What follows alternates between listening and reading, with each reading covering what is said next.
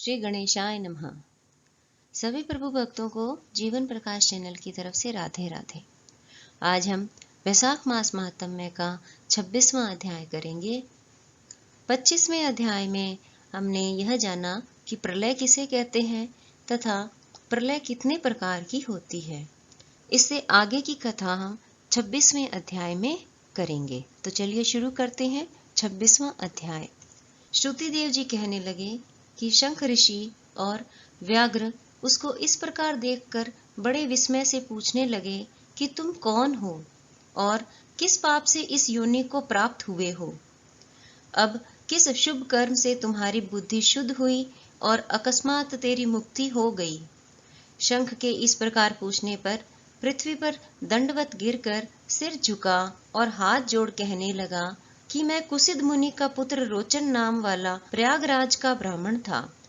आसन, शयन, निद्रा, लोकचर्या, ब्याज लेना यही मेरा काम था। मेरी किसी के प्रति श्रद्धा नहीं थी।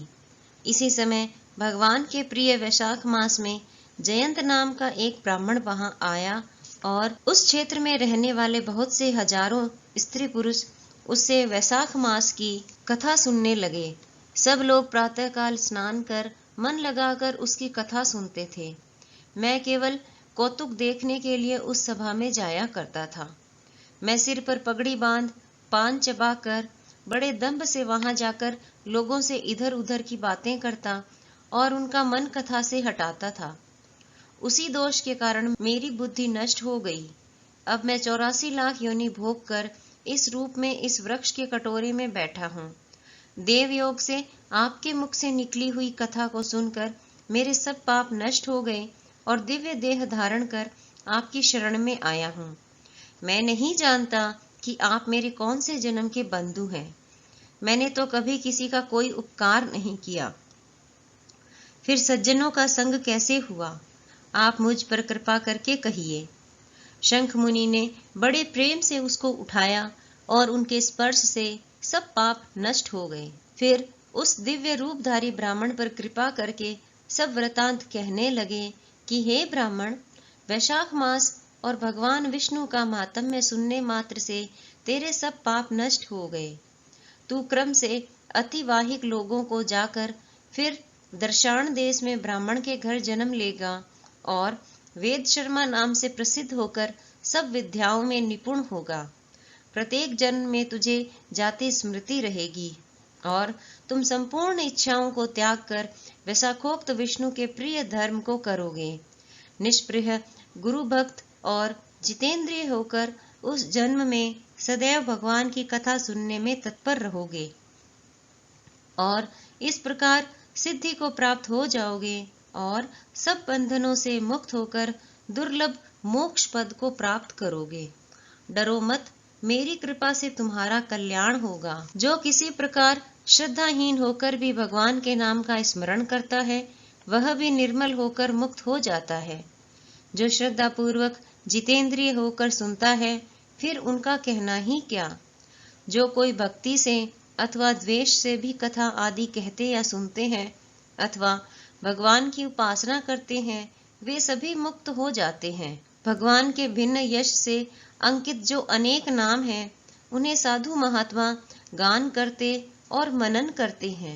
ऐसी भगवान की सेवा में न कष्ट उठाना पड़ता है न धन खर्च होता है।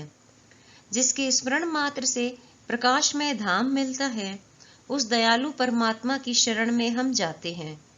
तुम भी उस नारायण की शरण में जाओ। वैशाखोक्त धर्म के कार्यों को करो, इसी से भगवान तुम पर प्रसन्न होंगे। ऐसे कहकर मुनीश्वर चुप हो गए। तब व्याघ्र को देखकर वह दिव्य पुरुष मुनीश्वर से कहने लगा कि महाराज, मैं धन्य हूँ, आपकी कृपा से मेरे पूर्ण भाग्योदय हो गए हैं। आपने मुझ पर बड़ी कृपा की जिससे मेरी यह दुष्ट योनि चली गई। ऐसा कहकर वह परिक्रमा कर आज्ञा ले स्वर्ग लोक को चला गया। जब संध्या हो गई तो शंख मुनि व्याघ्र सहित रात्रि को वहां ही रहे और शंख मुनि भगवान के अनेक अवतारों और इतिहास की कथा सुनाते रहे।